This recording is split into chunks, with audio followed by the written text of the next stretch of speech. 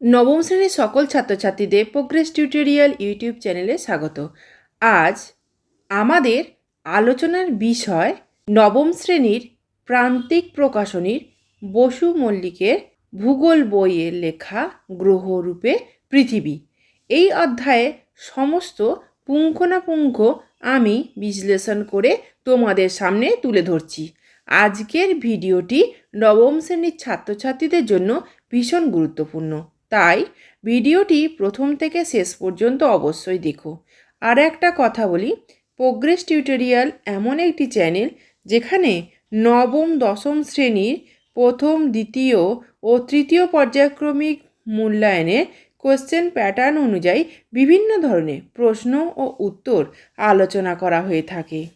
এই ধরনের ভিডিওগুলি পেতে চ্যানেলটি অবশ্যই সাবস্ক্রাইব করে রেখো এবং বেল আইকন প্রেস করে অল নোটিফিকেশন অন করে রেখো। এছাড়া ভিডিওটিকে লাইক, কমেন্ট, শেয়ার করো। চলো আজকের ভিডিওটি শুরু করা যাক। আজকের আলোচনার বিষয় প্রথম অধ্যায় গ্রহরূপে পৃথিবী। দেখে নাও এই অধ্যায় থেকে কি কি পড়তে হবে, কোন কোন প্রশ্ন পড়বে সেই সম্বন্ধে জেনে নাও। প্রথমে দেখো পৃথিবীর আকৃতির ধারণা। এখানে প্রাচীনকালে মানুষ বিশ্বাস করতেন যে পৃথিবীর আকৃতি চ্যাপ্টা রুটির মতো, আর পৃথিবীর ওপর আকাশ একটা উপুর করা বিশাল পেয়ালা। পেয়ালা অর্থাৎ কাপ। কারো ধারণা ছিল পৃথিবী আকৃতি সমতল, কেউ বলতো পৃথিবীর আকৃতি চ্যাপ্টা। কারো ধারণায় পৃথিবী একটি দ্বীপের মতো, কেউ ভাবত পৃথিবী সমতল টেবিলের মতো বা বিরাট দ্বীপের মতো। আরও ভাবত পৃথিবীর সীমানা অতিক্রম করলে জলযান তলিয়ে যাবে সীমানা পারের অতল জলে। এখানের একটি ইম্পর্টেন্ট লাইন দেখো, এখান থেকে প্রশ্ন আসবে পৃথিবীর গড় ব্যাসার্ধ কত? 6400 কিমি।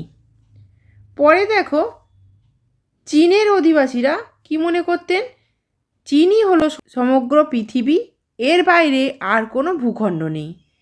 ফিনল্যান্ডের অধিবাসীরা কি মনে করতেন? যে ফিনিশীয় নাবিকরা প্রথম ধারণা করেন যে পৃথিবীর আকৃতি হলো জলভর্তি থালায় বসানো অর্ধেক আপেলের মতো। এইভাবেই প্রাচীনকাল থেকে বিভিন্ন মানুষ পৃথিবীর আকৃতি সম্বন্ধে এরকম ধারণা দিয়েছেন। পরের আলোচনার বিষয়টি দেখো, অতীতকাল থেকে বর্তমান সময় পর্যন্ত পৃথিবীর আকৃতি সম্বন্ধীয় প্রমাণসমূহ। এখানে যীশুখ্রিস্টের জন্মের 600 বছর আগে গ্রিক পণ্ডিত পিথাগোরাস ঘোষণা করেন পৃথিবী মোটেই চ্যাপ্টা নয়, পৃথিবীর আকৃতি গোলকের মতো গোল। যীশুখ্রিস্টের জন্মের 200 বছর আগে গ্রিক দার্শনিক এরাটোস্থেনিস বলেছিলেন যে পৃথিবী আসলে গোলাকার। বরাহমিহির, আর্যভট্ট, কোপার্নিকাস প্রমুখ পণ্ডিতেরা এই ধারণা পোষণ করতেন। পরবর্তীকালে গ্রিক সম্রাট আলেকজান্ডারের গুরু অ্যারিস্টটল আংশিক অথবা পূর্ণ চন্দ্রগ্রহণের সময় চাঁদের ওপর পড়া পৃথিবী ছায়ার প্রান্তভাগ দেখে স্থির সিদ্ধান্ত করেন যে পৃথিবীর আকৃতি প্রকৃত গোলকের মতোই। এরপরের আলোচনার বিষয় দেখো, পৃথিবীর গোলাকৃতির অপ্রত্যক্ষ প্রমাণ। প্রত্যক্ষ নয়, অপ্রত্যক্ষ প্রমাণ। সেখানে কয়েকটি পয়েন্ট রয়েছে দেখো। প্রথম পয়েন্ট, পৃথিবীর গোলাকার ছায়া তত্ত্ব। এখানে গোলাকার পদার্থের ছায়াও গোলাকার হয়। চন্দ্রগ্রহণের সময় চাঁদের ওপর পৃথিবীর গোলাকার ছায়া পড়ে। কোনো গোলাকার বস্তুর ছাই একমাত্র গোলাকার হয়, অর্থাৎ পৃথিবীর আকৃতি গোল। পরের পয়েন্টে দেখো, পৃথিবী গোলাকার বলে পৃথিবী সর্বত্র একই সময় সূর্যোদয় সূর্যাস্ত হয় না। এখানে বলা হয়েছে পৃথিবী আকৃতি চ্যাপ্টা। সমতল হলে পৃথিবী সর্বত্র একই সময় সূর্যোদয় ও সূর্যাস্ত হতো, কিন্তু পৃথিবী গোলাকার বলে অবস্থান অনুযায়ী নির্দিষ্ট সময়ে ব্যবধানে বিভিন্ন স্থানে সূর্যোদয় ও সূর্যাস্ত হয়। এই পয়েন্টে বলতে চেয়েছে যে পৃথিবী চ্যাপ্টা সমতল হলে পৃথিবীর সব জায়গাতেই সূর্যোদয় এবং সূর্যাস্ত একই সময় হতো, কিন্তু যেহেতু পৃথিবীটা গোল সেই জন্য বিভিন্ন জায়গায় সময়ের ব্যবধানের জন্য সূর্যোদয় এবং সূর্যাস্ত বিভিন্ন সময় হয়ে থাকে। পরের পয়েন্টটি দেখো, সব গ্রহই গোলাকার তত্ত্ব।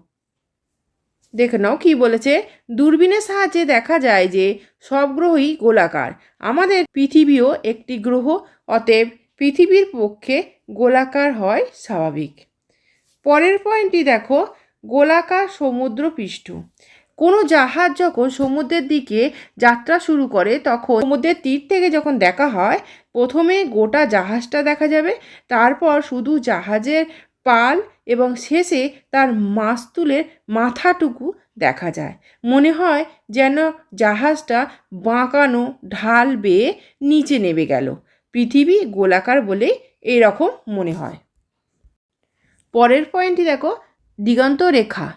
এটি খুব ইম্পর্টেন্ট, এখান থেকে ছোট প্রশ্ন আসতে পারে, দিগন্ত রেখা কাকে বলে।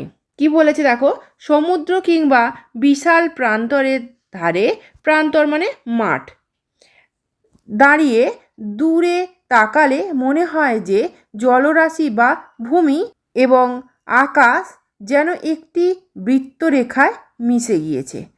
এই রেখাকে দিগন্ত রেখা বলে। মানে আমরা যদি কোনো বিস্তীর্ণ মাঠের দাঁড়াই, দেখা যাবে দূরে মাঠ আর আকাশ যেন একসঙ্গে একটা রেখাতে গিয়ে মিশেছে। যেই রেখাতে গিয়ে মিশেছে সেই রেখাকে আমরা বলি দিগন্ত রেখা।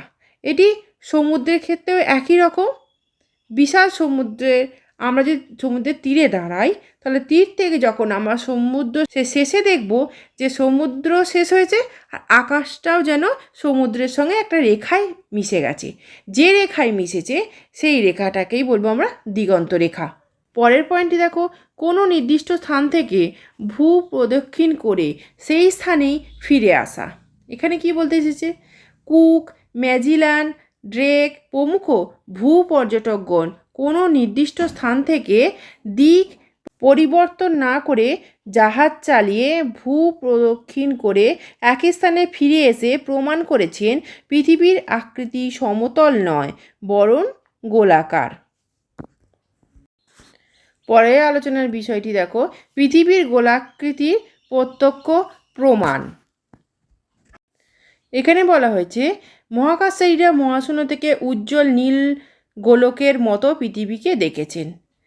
পরে দেখো, মহাকাশচারী ইউরি গ্যাগারিন 1961 সালে 12 এপ্রিল মহাকাশযান স্পুটনিকে চড়ে পৃথিবীকে প্রদক্ষিণের সময় দেখেন পৃথিবীকে দেখতে গোলাকার বটে, তবে তা অনেকটা পেয়ারার মতো।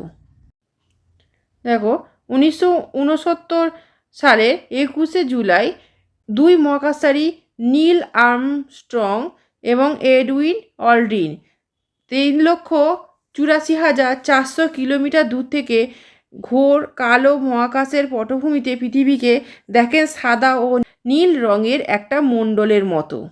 এরপর বিশ্বের প্রথম মহিলা মহাকাশচারী ভ্যালেন্তিনা তেরেস্কোভা এবং প্রথম ভারতীয় মহাকাশচারী রাকেশ শর্মা মহাকাশ থেকে পৃথিবীর একই রকম গোলীয় আকৃতি দেখেন।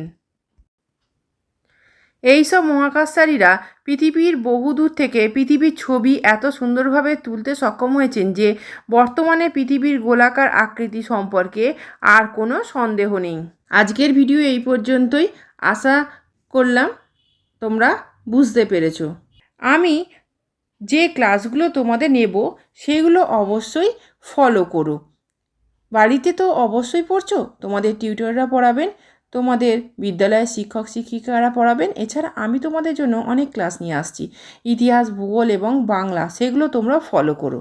এই ভিডিওটি যদি ভালো লেগে থাকে তাহলে অবশ্যই লাইক, কমেন্ট, শেয়ার করো এবং চ্যানেলটিকে অবশ্যই সাবস্ক্রাইব করো। এছাড়া প্রোগ্রেস টিউটোরিয়াল ফেসবুক পেজটি লাইক ও ফলো করে রেখো। ধন্যবাদ।